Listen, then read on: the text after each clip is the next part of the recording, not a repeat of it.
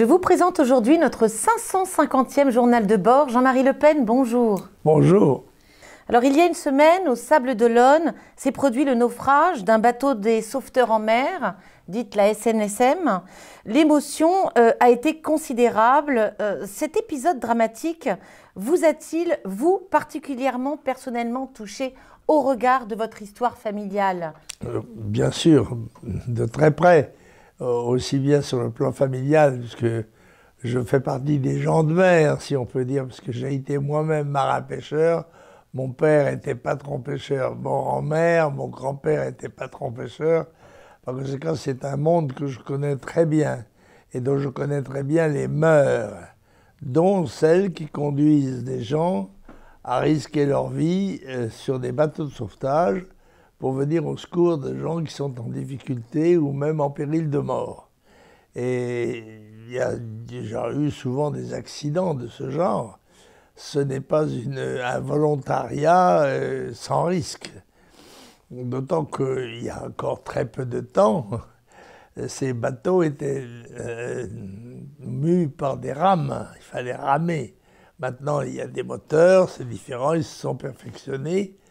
Mais je vous signale, je me rappelle, vous vous souvenez sans doute de ce drame qui s'était produit à Etel, quand Bombard, le naufragé de l'Atlantique... Le naufragé volontaire.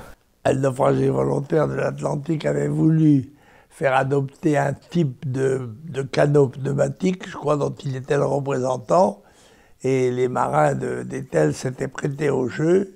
Et malheureusement, avec le bateau de sauvetage présent, sur la barre d'Etel, qui est un endroit extrêmement dangereux, il faut le dire, dès qu'il y a un peu de temps, eh bien celui-ci s'est chaviré sur la barre, et il y a eu un nombre de morts dont je ne me souviens plus, mais enfin, c'était une véritable catastrophe. C'est sûr que les gens ne se rendent pas compte de ce que c'est que la mer, quand elle est furieuse. Ils la connaissent caressante sur le bord des plages, alors que quand elle prend ses colères et qu'elle a des lames de 7, 8 mètres, 10 mètres de haut, avec des forces de choc extraordinaires, c'est véritablement un enfer, en quelque sorte. C'est un maelstrom, pour ne pas dire un tsunami. Et ça, bien sûr, la solidarité des gens de mer s'est manifestée même au-delà de ses frontières, puisque c'est assez exceptionnel qu'il y ait eu 15 000 personnes lors de la marche en faveur des 3 victimes volontaires, victimes de leur dévouement en quelque sorte. Qu'est-ce qu'on peut dire de plus sur cet engagement du sauvetage en mer? Qu'est-ce que ça représente humainement? Puisqu'après tout, ce sont des gens qui ne gagnent pas énormément d'argent, j'imagine, qui exposent leur vie en permanence. Ce sont des pompiers de l'eau, en quelque sorte. C'est une tradition de solidarité. Je fais pour toi ce que demain tu feras peut-être pour moi. N'est-ce pas? À un moment donné, le danger devient collectif et il y a un rassemblement des plus courageux. Tous n'y vont pas, tous n'ont pas non plus la capacité d'y aller. Mais ceux qui y vont sont des gens qui sont évidemment estimables et estimés à la mesure. Vous l'avez noté tout à l'heure, 15 000 personnes se sont rassemblées en mémoire des sauveteurs morts en mer.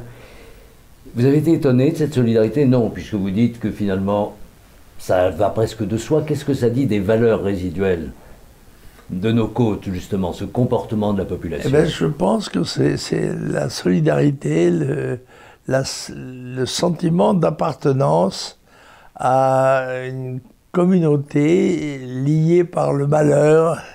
Le malheur, semble-t-il, lie plus longuement et solidement que le bonheur. Alors, dans le malheur, on se retrouve et on oublie les divergences ou les disputes.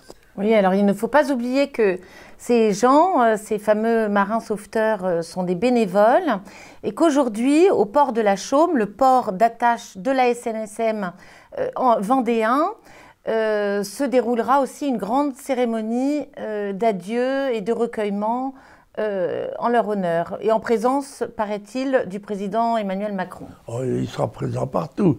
Chaque fois qu'il y aura une occasion de faire parler de lui, il sera là. Je rappelle simplement une anecdote, c'est que ces bateaux en Bretagne avaient un nom particulier.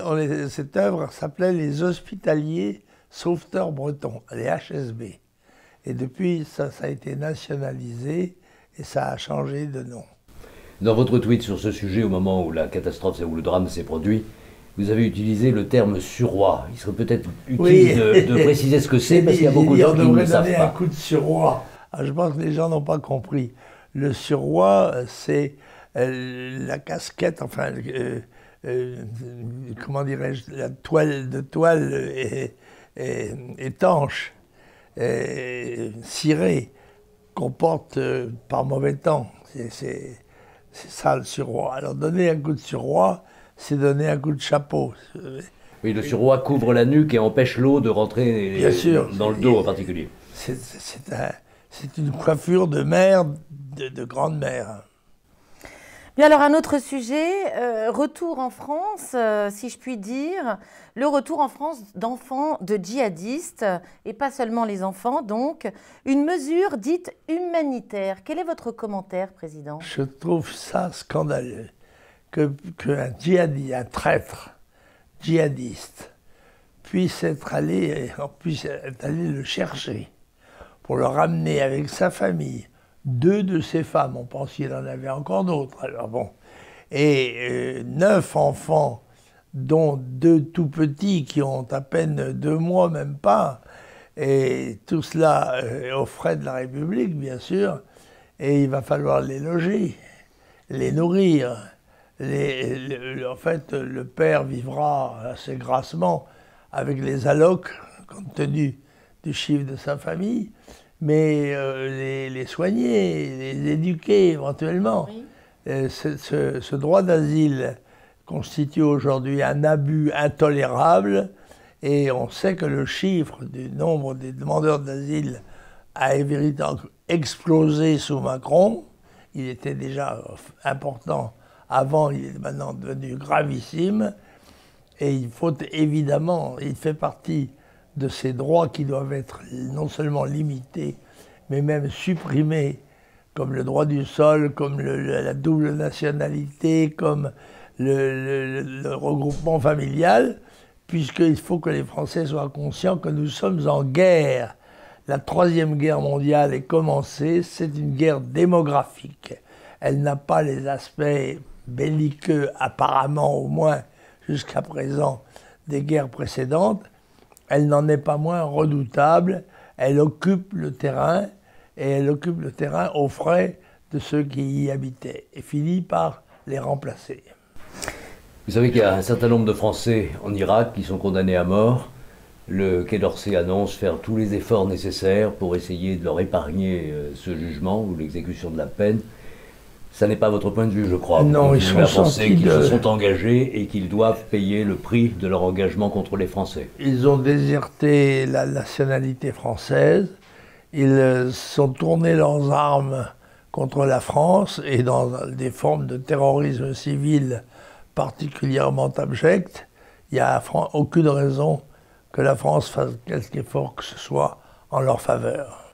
Croyez-vous, Président, que cette vague, si je puis dire, d'enfants, de jeunes enfants de djihadistes, n'est que la première et que nous risquons d'en voir arriver des dizaines et des dizaines? Non, mais bien sûr que non, mais on annonce déjà que ce n'est que le début du commencement, expression qui m'est chère, pour montrer que dans le domaine de l'immigration, nous n'en sommes tout à fait qu'aux prémices de ce qui nous attend. Bien, eh bien, écoutez, nous vous remercions infiniment, cher Président, pour cette intervention. Et nous nous retrouvons la semaine prochaine et en espérant pouvoir parler et discourir de nouvelles plus heureuses. Peut-être pourrons-nous consacrer 1 ou 2 séances futures de celles des vacances à la littérature, peut-être, et à la culture. Oui, oui. Le Président a pris du retard en matière de littérature, mais de l'avance en matière de sa littérature, puisqu'on le rappelle, le point final de vos mémoires a été mis. Il y a aussi ma littérature à moi. Oui, c'est ce que je dis. Vous avez mis le point final. Maintenant, c'est le problème de votre éditeur, de votre distributeur. 15 septembre, le grand rendez-vous avec le tome 2 des mémoires de Jean-Marie Le Pen. En attendant, c'est surtout ça que je lis. Merci Courage. Jean-Marie Le Pen. Au revoir.